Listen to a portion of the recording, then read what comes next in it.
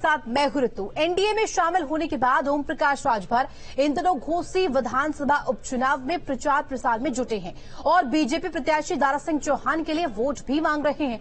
इस बीच समाजवादी पार्टी के अध्यक्ष अखिलेश यादव पर हमला बोलने का कोई भी मौका नहीं छोड़ रहे हैं। एक बार फिर से उन्होंने सपा अध्यक्ष को लेकर बड़ा बयान दिया है, जिस पर यूपी के सियासी रण में दोनों पार्टियों के नेता कूद पड़े हैं। आखिर उन्होंने ऐसा क्या बोला, क्या कहा, देखिए इस खास रिपोर्ट में।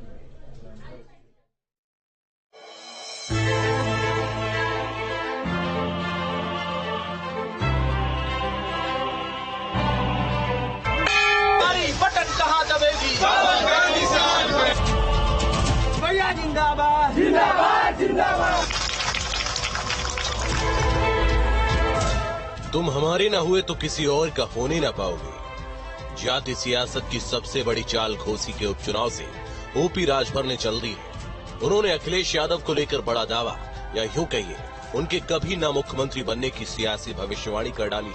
घोसी सीट से जातिवाद की ये सियासी कहानी 24 के चुनाव को किधर लेकर जाएगी, समझाएंगे। लेकिन पहले राजभर का बयान सुनिए। आज के तारीख में सुन लो, ये राजभर की बात है। मैं शाम का समय हो रहा ना, अब उत्तर प्रदेश में अखिलेश जी ने वो बीज बो दिया कि अब यादव मुख्यमंत्री नहीं बन सकता। अच्छा, कभी नहीं बनेगा। अब उनको बनाना पड़ेगा, पटेल को बनाना पड़ेगा, मौर्य को, चौहान को, बिंद को, निषाद को, राजभर को, तब सरकार में आ सकते हैं, वरना नहीं आ सकते। अगर अखिलेश आपको मुख्यमंत्री बनाए तो बनेंगे आप? नहीं, अब नहीं बनने चाहिए। लाभ खाए जाएंगे वहाँ, एक जने काल बुलाट डालना जने। मुख्यमंत्री बनने के इस पिछड़े समीकरण ने यूपी में नया सियासी रण शुरू कर दिया है।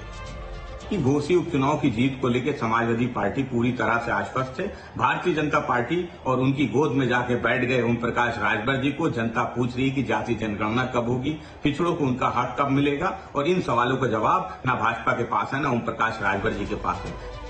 राजभर की सियासी दांव का चुनाव पर क्या असर होगा, ये तो समय ही बताएगा। लेकिन मऊ के घोसी में होने वाला उपचुनाव बीजेपी और समाजवादी पार्टी के लिए प्रतिष्ठा का सवाल बना हुआ है। हर दल जातियों की लकीर खींचकर उसके जरिए विधानसभा तक पहुंचने की कोशिश में जुटा हुआ है। दोनों ओर से दिग्गजों की लंबी चौड़ी फौज जमीन पर उतार दी गई है।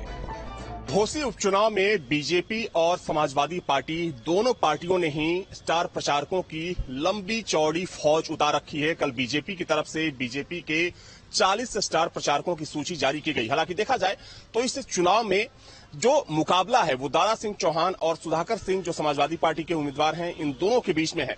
लेकिन सच्चाई ये है कि इस चुनाव में कई राजनीतिक दिग्गजों की जो साख है वो दांव पर लगी है, जिसमें ओपी राजभर जो लगातार कैंप कर रहे हैं दारा सिंह चौहान के लिए, वहां पर वोट मांग रहे हैं। इसके अलावा एके शर्मा जो कैबिनेट मंत्री हैं, एके शर्मा के ऊपर वहां के जो सवर्ण वोटर्स हैं और खासतौर पर जो भूमिहार वोटर हैं, उनको साधने की जिम्मेदारी दी गई है। घोसी में जीत की दौड़ अगस्त महीने में भी जून वाली गर्मी का एहसास करा रही है। रोचक तो चुनाव है, लेकिन परिणाम जब आएगा तो उसमें इतना बड़ा अंतर होगा कि कहीं कोई बहुत रोचकता देखने को नहीं मिलेगी। यह तय है कि भारतीय जनता पार्टी की विजय होगी और बड़ी मार्जिन से विजय होगी। तो अपनी बात लोकतंत्र में सबको बोलने का अधिकार है, वो कुछ बोलते रहेंगे, लेकिन उसका कोई अर्थ नहीं है। भारतीय जनता पार्टी के प्रति लोगों का भरोसा है, विश्वास है, योगी जी पर भरोसा है, भारतीय जनता पार्टी जीत। घोसी में बाई इलेक्शन है, भाजपा पूरी तैयारी से चुनाव लड़ रही है। दारा सिंह पिछड़े समाज के वर्ग के एक बड़े नेता हैं और वो वहां लगातार सक्रिय रहे हैं, हमारे साथ आए हैं और पूरी ताकत से भारतीय जनता पार्टी जनता के बीच में है और अपने काम के आधार पर, अपने कामकाज के आधार पर हम जनता के बीच में है। और मुझे विश्वास है कि बड़ी अंतर से भाजपा घोसी का चुनाव जीतेगी। समाजवादी पार्टी ने अगली जाति के सुधाकर सिंह जी को मैदान में उतारा है और समाजवादियों का इतिहास रहा है, चाहे स्वर्गीय जनेश्वर मिश्रा जी रहे हों, स्वर्गीय मोहन सिंह जी रहे हों।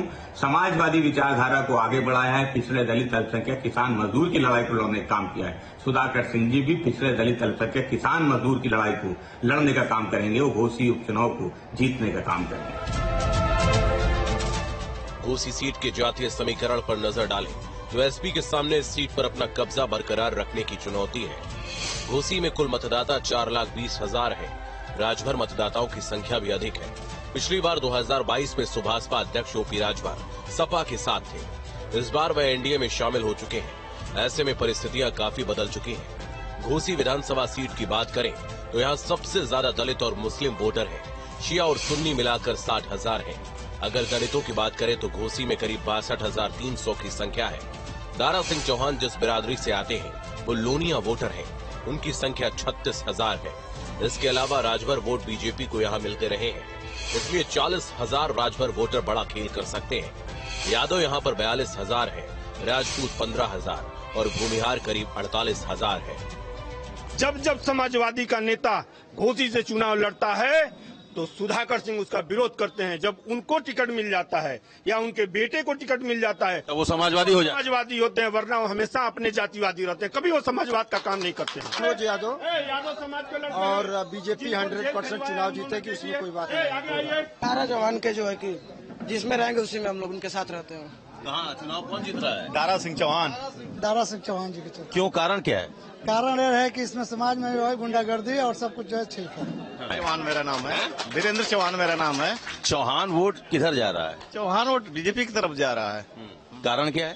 कारण क्या, हमारे प्रिय नेता हैं इसलिए जा रहा है एकदम। तो समाजवादी पार्टी तो कह रही है कि जब ये कैबिनेट मंत्री थे तो किसी की सुनते ही नहीं थे। क्यों नहीं सुनते थे? सुनते थे। जब से राजनीति कदम रखे हैं मऊ में, तब से चौहान समाज उनको हमारा साथ हमेशा उनका देता रहा है। दारा सिंह चौहान के सामने घोसी का चुनावी मैदान तो वही है, लेकिन चुनौती पूरी तरह बदल चुकी है। 2022 में सपा के टिकट पर बीजेपी के विजय राजभर को 22,000 वोटों से हरा कर जीते थे, लेकिन इस बार उन्हें भाजपा के टिकट पर सपा को हराना होगा। अगर दारा सिंह चौहान 2022 वाला करिश्मा दोहराने में कामयाब हो जाते हैं तो योगी सरकार में उनका मंत्री बनना तय है। दारा सिंह चौहान के सियासी इतिहास पर नजर डालें तो 1996 से लेकर 2022 तक दारा सिंह चौहान सपा और भाजपा के साथ वक्त और मौका देखकर रिश्ता जोड़ते और तोड़ते आए हैं। ऐसा पहली बार है जब किसी दल से हाथ छुड़ाकर उन्होंने दोबारा इतनी जल्दी हाथ मिला लिया। दारा सिंह की जीत पर उनका सियासी भविष्य तो टिका ही है और साथ ही साथ राजभर की भी साख दांव पर लगी। शायद इसीलिए राजभर जाति कार्ड खेलकर चुनाव को अलग मोड़ देने में जुटे हुए हैं, लेकिन ये दांव काम करेगा या नहीं, ये 8 सितंबर को ही मालूम चलेगा। टीम न्यूज़ समाजवादी पार्टी के राष्ट्रीय अध्यक्ष